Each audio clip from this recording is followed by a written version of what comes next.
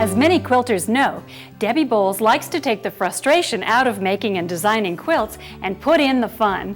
Her books, Cutting Curves and Dancing Quilts from Straight Pieces, certainly take this approach, and she's here to show us how it's done. Thanks for joining us, Debbie. You know, most quilters are fascinated and frightened by curves. How do you take the fear out of cutting and stitching them?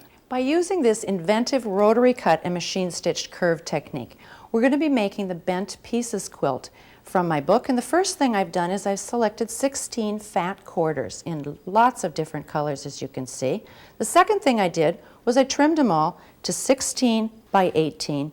And the third thing I did was I paired them up into groups of 2, making sure there was plenty of contrast between the 2 fabrics.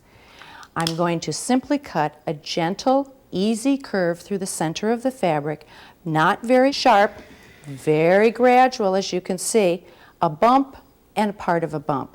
Then I'm going to, in each section, cut an echoing curve, just as simple as that.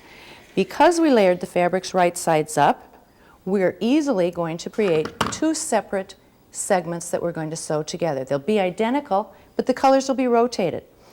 Now we are ready to stitch. Now, I've noticed that you're not pinning the curves together before you sew. Why is that? Because that's what makes it easy and achievable, Gina.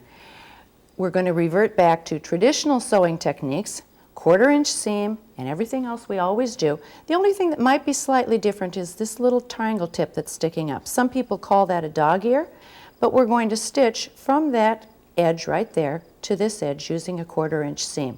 We're just going to stitch down. When the fabrics don't want to line up, we're going to stop stitching. Needle down, press our foot up, and simply bring the raw edges over and continue our stitching. This little part right here is the active part of the curve. We may start and stop 3 or 4 times, but when we get to the straightaway, you won't even know you're sewing a curve. When you're done stitching, you can see that it isn't much of a curve. It was very easy to stitch. It will press like we press anything.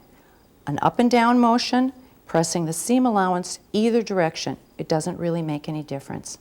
When we're done pressing, we will add the 3rd segment, then we'll add the 4th segment and continue the same thing. When we're completely done, we'll end up with 2 separate blocks.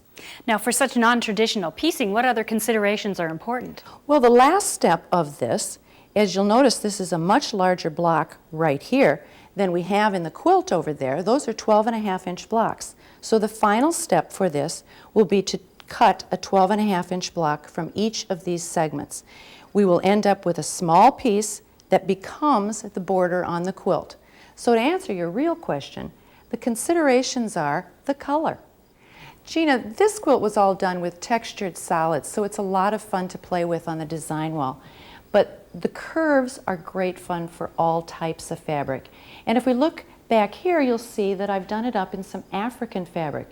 This was all imported from West Africa, and you can see that the patterns are very wild. The colors are a little more subdued, but you still see the curves, and there's still a lot of design fun for all quilters. It achieves a really rich textured effect. It looks on that quite one. different, doesn't it? Just by changing the kind of fabric we're working on. And you're using all of the pieces, and the colors are absolutely brilliant and beautiful. I like to do this quilt, and most quilters will too. It's a great technique. Thanks, Debbie. Try this tip from Debbie Bowles. When cutting curves, use the back side of your cutting mat. You don't need the numbers and lines on the front side, and the back side is wonderfully smooth with no gouges and nicks to catch the cutter.